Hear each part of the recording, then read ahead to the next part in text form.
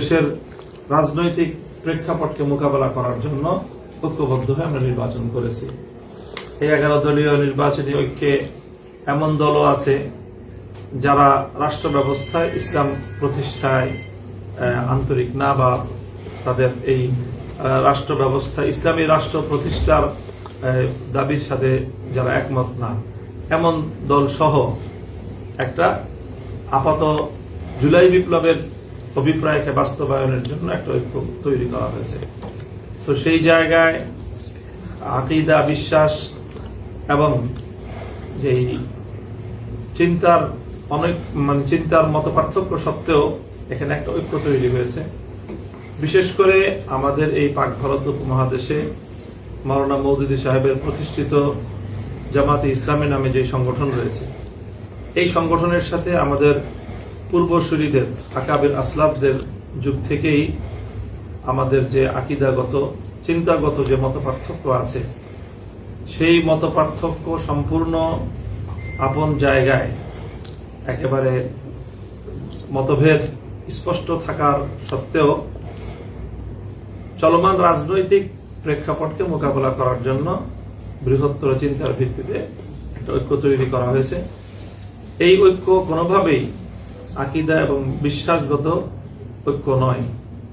আমরা দ্ব্যর্থহীনভাবে এই কথা জাতির সামনে ব্যক্ত করছি, ইতিপূর্বে বহুবার করেছি, যে আমাদের আমিরে হেফাজত এই ক্ষেত্রে আমাদের পূর্বসূরীদের পক্ষ থেকে পরিচালিত ধারায় কোরআন সুন্নাহর বিভিন্ন অকাট্য প্রমাণের ভিত্তিতে যেই চিন্তা, বিশ্বাস, আকীদা এবং আদর্শের কথা বলে থাকেন, আমরা সেই চিন্তা, বিশ্বাস এবং আকীদার অনুসারী এবং সেটাকে দৃঢ়ভাবে ধারণকারী ব্যক্তি এবং সংগঠন।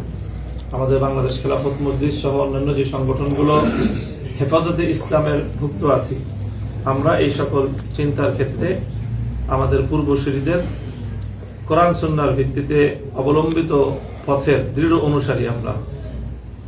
কাজেই আমাদের এই রাজনৈতিক ঐক্যের সুবাদে অনেকে এই ধরনের বিভ্রান্তি সৃষ্টির পায়তারা চালায় বা অপচেষ্টা করে যে আমাদের মধ্যে আদর্শগত বা আকীদাগত ঐক্যমত প্রতিষ্ঠিত হয়েছে, রাজনৈতিক ঐক্যের মধ্য দিয়ে এই কথাটি সম্পূর্ণ ভুল।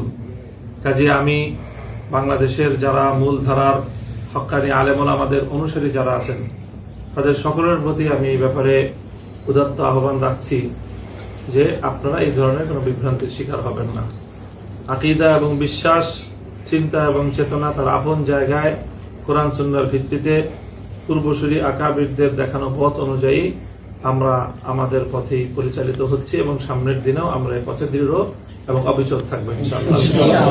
তবে রাজনৈতিক প্রয়োজনে, দেশের প্রয়োজনে আমরা অতীতেও অনেক সময় অনেক অমুসলিমের সাথেও আমরা ঐক্যবদ্ধভাবে স্বাধীনতার সংগ্রাম করেছি।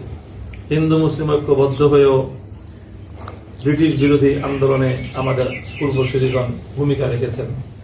বিভিন্ন সময়ে বিভিন্ন রাজনৈতিক দলের সাথে আমাদের ঐক্যের অতীত ইতিহাস রয়েছে। সুতরাং 11 দলীয় নির্বাচনী ঐক্য যেটি, সেটিও তেমনই একটি ঐক্য। এটি আদর্শিক এবং আকীদাগত কোনো ঐক্য নয়। এই বিষয়ে আমাদের বক্তব্য অত্যন্ত ব্যর্থহীন। কাজে এই বিষয়ে কোনো বিভ্রান্তির কোনো সুযোগ নেই। সেই সাথে আমি এটাও স্পষ্ট করতে চাই যে হেফাজতে ইসলামকে দুর্বল করার নিমিত্তে হেফাজতের মধ্যে বিভেদ আছে, বিভক্তি আছে মর্মে কিছু প্রচারণা পরিচালিত হচ্ছে। হেফাজতের মধ্যে প্লাস মাইনাসের অনেক ধরনের খেলা পরিচালিত করার মতো দূরভিসন্ধি এবং ষড়যন্ত্র চলছে। হেফাজতের কেন্দ্রীয় নেতৃবৃন্দ, আমিরে হেফাজত সহ এই বিষয়ে আমরা অত্যন্ত বদ্ধপরিকর যে আমরা আমাদের পূর্বসূরীদের ধারায় পরিচালিত কোরআন সুন্নাহর ভিত্তিতে যে চিন্তা, দর্শন, আকীদা, বিশ্বাসের ভিত্তিতে হেফাজতে ইসলাম যেভাবে ঐক্যবদ্ধ আছে এবং সেই ঐক্য অতীতের যে কোনো সময়ের তুলনায় এখন আরো সংহত এবং মজবুত, আগামী দিনে বাংলাদেশকে ইসলামের সঠিক ধারায় পরিচালিত করার জন্য, ইসলাম বিরোধী যে কোনো অপতৎপরতাকে মোকাবেলা করার জন্য রাষ্ট্রীয়, সামাজিক, আন্তর্জাতিক যে কোনো অঙ্গন থেকে ইসলামের উপর যে কোনো আঘাত আসবে, সেই আঘাতকে হেফাজতে ইসলাম অতীতের মতোই সেই তার সর্বশক্তিমত্তা নিয়ে আল্লাহর সাহায্য নিয়ে মাঠে অবতীর্ণ থাকবে ইনশাআল্লাহ। আমরা দেশবাসীর কাছে সহযোগিতা চাই, দোয়া চাই যে হেফাজতে ইসলাম যেন তার ঐতিহাসিক ভূমিকা আগামী দিনে অব্যাহত রাখতে পারে।